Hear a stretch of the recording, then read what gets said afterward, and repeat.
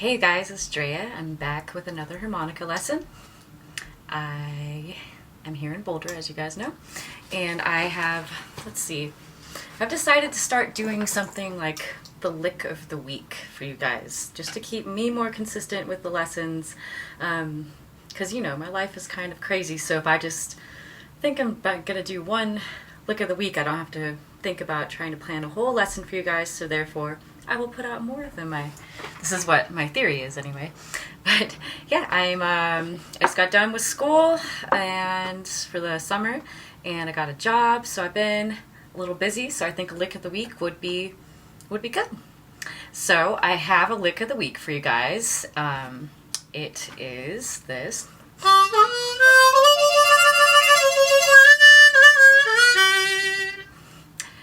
And I will go more into that, and I'm also going to answer some questions that have come to me through Facebook, through YouTube, and other places, but all through the internet.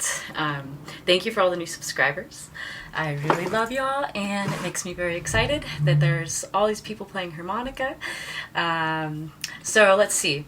One of the first things I want to address is something I've touched on before in one of my first lessons, but it kind of has changed a bit for me. I think that this kind of thing always changes, and I forgot to address it last lesson. This is actually a question I got about 2 months ago or so, so I'm sorry, but here we go.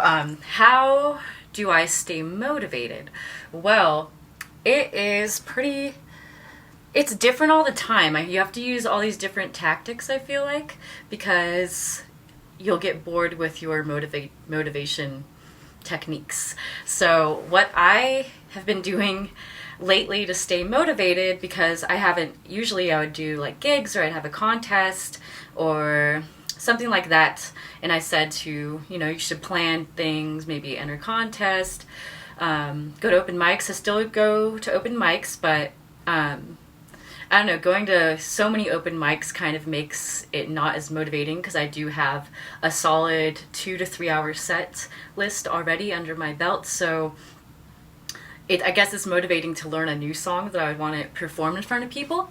But as far as motivation goes, it's been something that I actually had struggled with this year. I guess just with moving around so much, and for the first time ever not having any gigs, and before I would have gigs. So that kind of made me a little bit sad.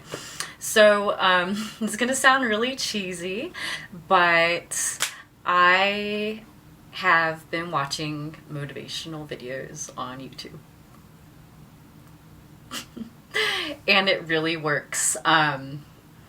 Just watching them, like in the morning, they say that if you watch a motivational video or listen to a motivational speaker about accomplishing your goals and doing really hard work, that within the first 20 minutes of waking up, that your brain waves are at a certain level of subconscious, that you'll receive these messages, and it'll start working its way into your subconscious. So it'll start really getting in there, and you'll really be getting motivated.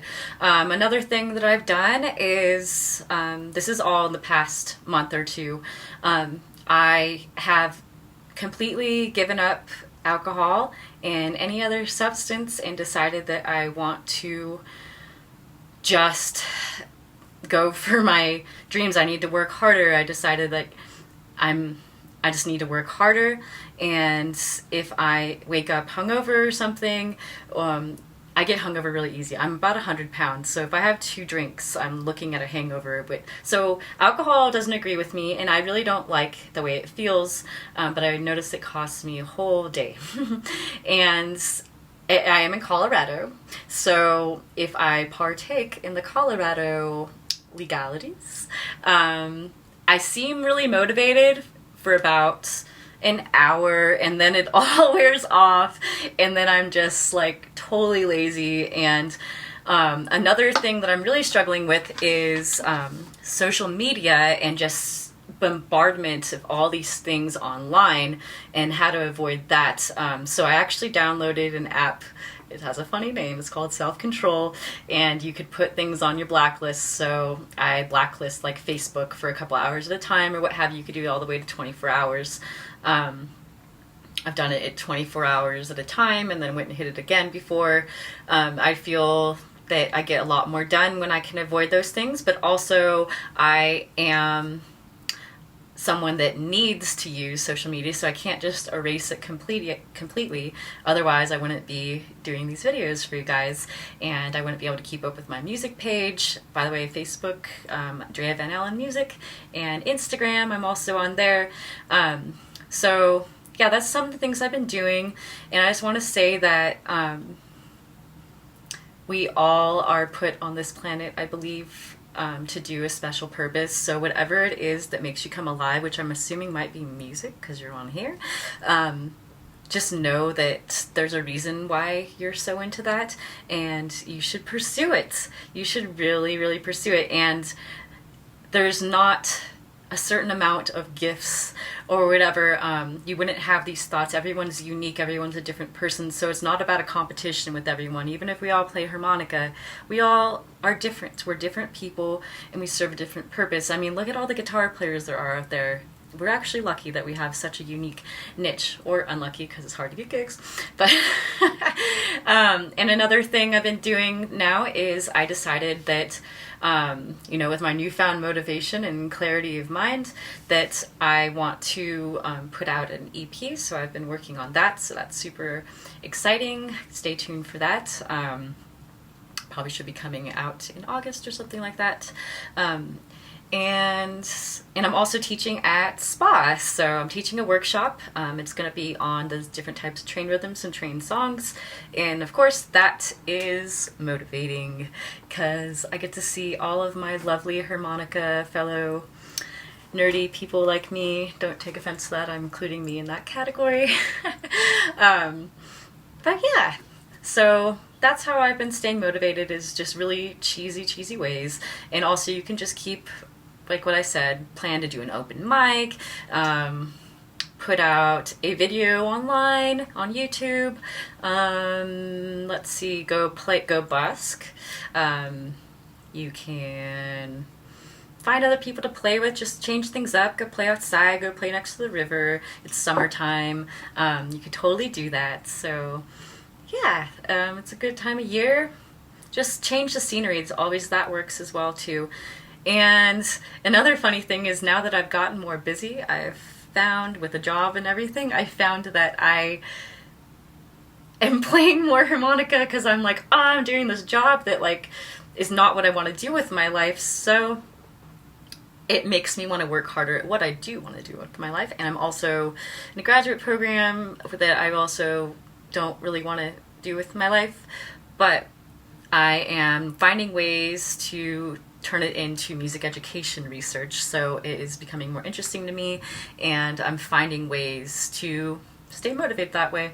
I don't know if that helps. I will keep adding tips as I think about them when I talk to you guys, if anything new sparks up. Let's see, I'm about to hit, in 2 months I'll be hitting my 7-year mark of playing. So sorry, my lips are so dry. Colorado's summer has been incredibly dry. And I have to get used to it again because I was gone for a year. But let's see, the next question I got was, how did I learn Sonny Terry? I just would encourage you to, I learned it all by ear, and I've touched on this, I think, even in the last lesson and a couple other lessons, that it's just repetition, listening, and I will be going into more Sonny Terry-like techniques, which I've already started you guys on with a lot of the chugging and some of the first handful of lessons. And I'll be going more into that, but Sonny Terry gets pretty advanced, and the hootin' and hollerin', that stuff's pretty tricky. So that's how I learned, is just listening. And I remember one time when I was listening, before I knew about the slowdown, I was just listening to it full speed, trying to go balls to the wall with it and everything. And I was sitting there and I was trying to learn the beat, so I started like bouncing around with it. So long way from home, and and has a piano in the background. It's like dun, dun, dun, dun, dun, dun, dun, dun, dun. And then there's also the guitar. So I'm like, okay, which beat am I going to pick up? The dun dun or the dun dun dun dun dun. So I was like, okay, I'm going to try to pick up on this. So I was actually playing along bouncing like I was, I don't know, piano keys. But that helped me learn the beat. So yeah, listen to it. It takes a long time. Like, I have to play it like 300 times, maybe 1,000. And yeah, I will touch more on that. Sonny Terry is a hard guy to copy. He was very unique. He played upside down. And no one can really exactly copy him. And I think for that reason, he was Sonny Terry. And he's awesome. And I'm still working on fine-tuning a lot of his stuff. I went from lip pursing to work at tongue blocking and so on and so forth. Next question is, how did I learn to tongue block? Well, I got into tongue blocking when I took my first lesson. Let's see. No. I actually watched a YouTube video about octaves, and it was an Adam Gusso video, and that led me to Ronnie Shellist, who I took some private lessons from because he was in Colorado, and I got more into the octaves. But I had these tools in my belt, but I never really used them. Then I started trying to learn the chromatic, which I'm still going to try to learn. I kind of put that on the back burner with all the traveling I did and everything. But you can't really play the chromatic, especially you can't play it at all blues style unless you use your tongue. So that just started automatically transferring to a lot of my diatonic playing, like slaps and pulls and stuff, which I'll get into. That's pretty advanced stuff, and we're still very much catering this to beginners. Like, I started with how to breathe and how to hold a harmonica. So this is lesson 16, I think. So you're not to that level yet, but you will be. So it's like pulling.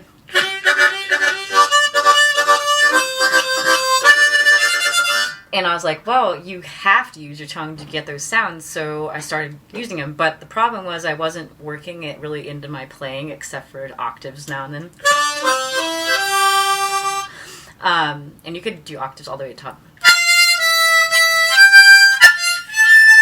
I need to clean my harmonicas.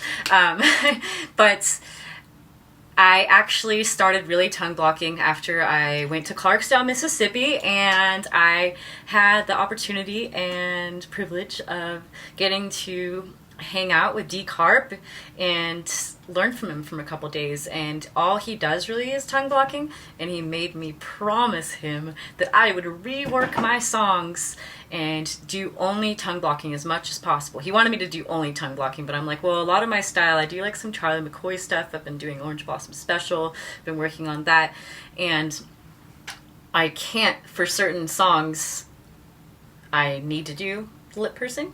So now I've been switching in between, but because of my commitment to him, I actually reworked, like Long Way From Home. I've reworked a lot of my songs, almost all of them, to be mostly tongue blocking. And now it's so crazy is I'm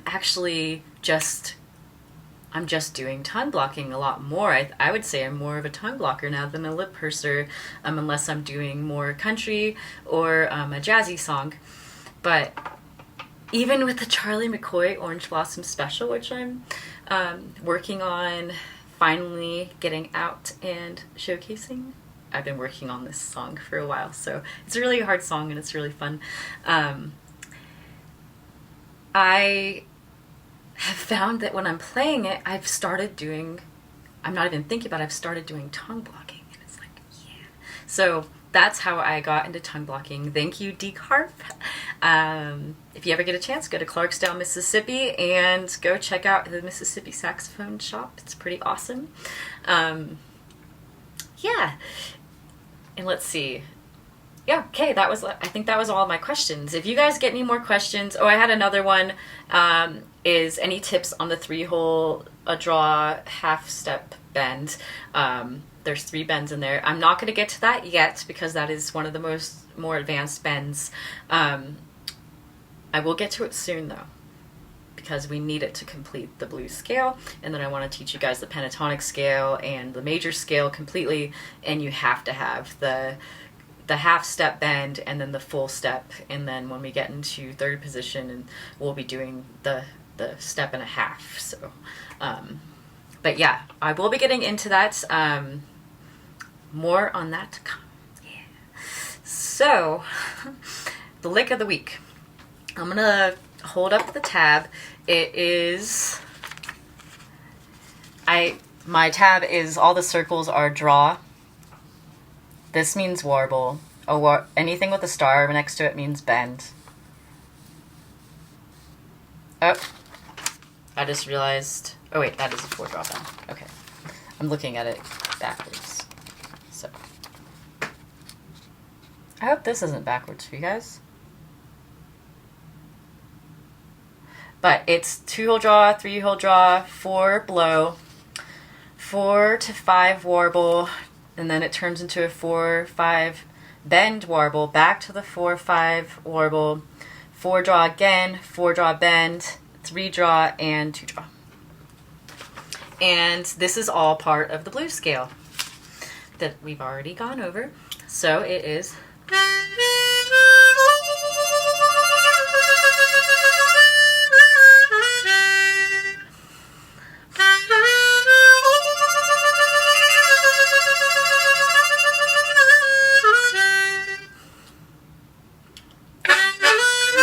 That's what's slapping if you know tongue blocking.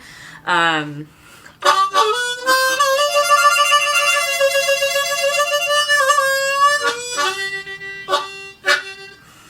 you could do like the chugging thing in there that I've taught you.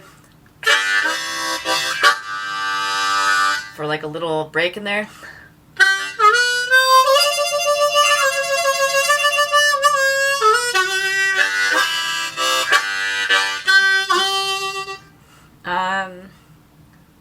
Yeah, so you could totally work this into solo. You could do, well, I don't want to do a whole nother spiel on how to do soloing right now. I maybe will approach another improvising thing. You guys are getting more advanced now if you're looking at this one. You're definitely not a total beginner at this point, but it's...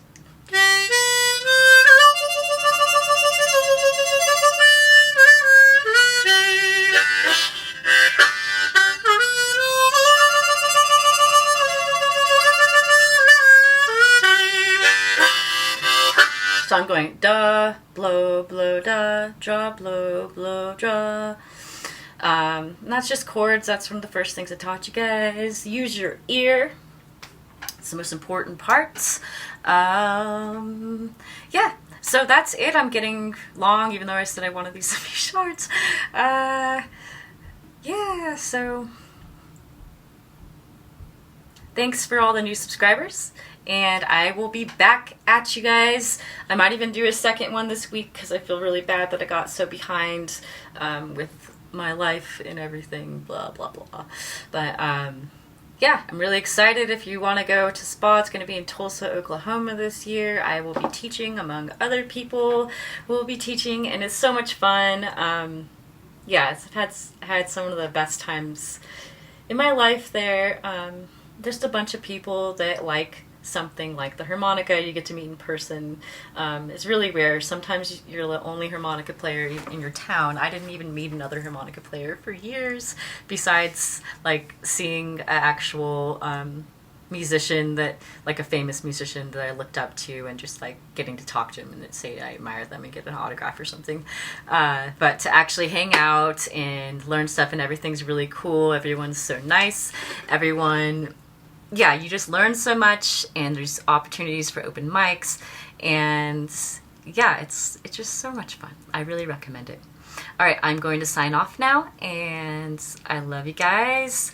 Thank you so much, and I will see you later. Please play a lot of harmonica in the meantime.